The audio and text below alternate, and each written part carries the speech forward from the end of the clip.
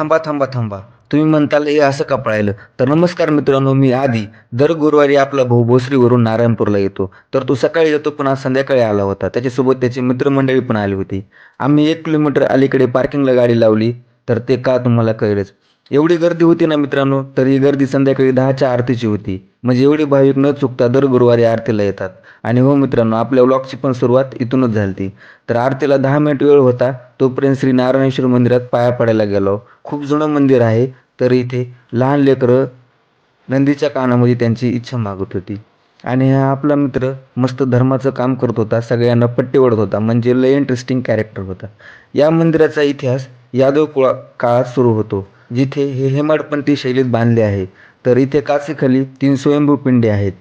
तर आरतीचा टाईम झालता. तर गर्दी बघा मित्रांनो. दत्त महाराजांचे हे मंदिर त्यांच्या भक्तांसाठी एक महत्त्वाचे केंद्र आहे. आणि येथे दत्त जयंती खूप मोठ्या उत्साहात साजरी होते.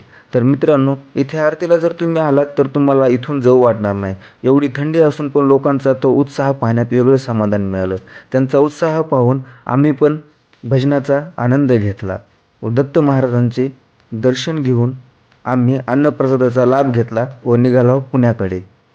तर पोरं म्हणली जेवण करून जाऊ. खूप भुका लागल्या होत्या. मग हॉटेल बंद होणार होतं. तर आम्ही आलो ठसकेबाज हॉटेलला. तर ह्या मित्रानं कॉल करून सांगितलं होतं की जेवायला गेलो. थंडीचं मस्त फुल जेवण केलं व निघालो घाटातून पुण्याकडे. थंडगार वातावरण आणि भोवतालची शांतता मस्त वाटत होती. एकूणच आजचा प्रवास खूप भारी गेला.